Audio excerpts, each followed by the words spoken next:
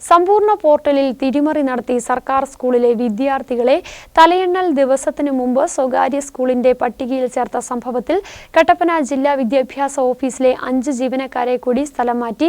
Senior ക്ലർക്കുമാരായ T R. Pramod, S. Pushpalatha, T R. Nishamol, K S. Harikrishnan, Jiji George എന്നിവരെയാണ് സ്ഥലം മാറ്റിയത്.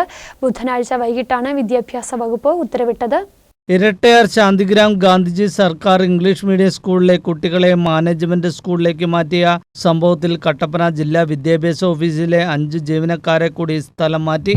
സീനിയർ ക്ലർക്കുമാരായ T R. Pramod, S. Pushpalatha, T R. Nishamol, K S. Harikrishnan, Jiji George എന്നിവരെയാണ് സ്ഥലം മാറ്റിയത്. ഹരികൃഷ്ണൻ, പുഷ്പലത എന്നിവരെ കട്ടപ്പന എ.ഇ. ഓഫീസിലേക്കാണ് സ്ഥലം മാറ്റിയത്. പ്രമോദിനെ എഴുകുംവയൽ ഗവൺമെന്റ് സ്കൂളിലേക്കും, നിഷാമോളെ കല്ലാർ ഗവൺമെന്റ് സ്കൂളിലേക്കും, ജിജി ജോർജിനെ വാഴവര ഗവൺമെന്റ് സ്കൂളിലേക്കുമാണ് സ്ഥലം മാറ്റിയത്.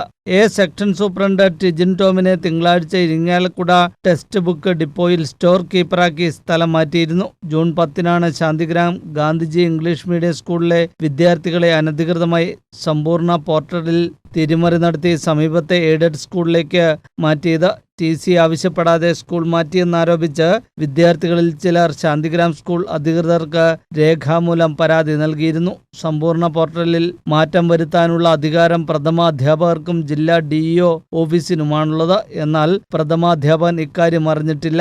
തുടർന്ന് നടന്ന അന്വേഷണത്തിലാണ് കട്ടപ്പന DEO ഓഫീസിലാണ് ക്രമക്കേട് നടന്നതെന്ന് കണ്ടെത്തിയത്.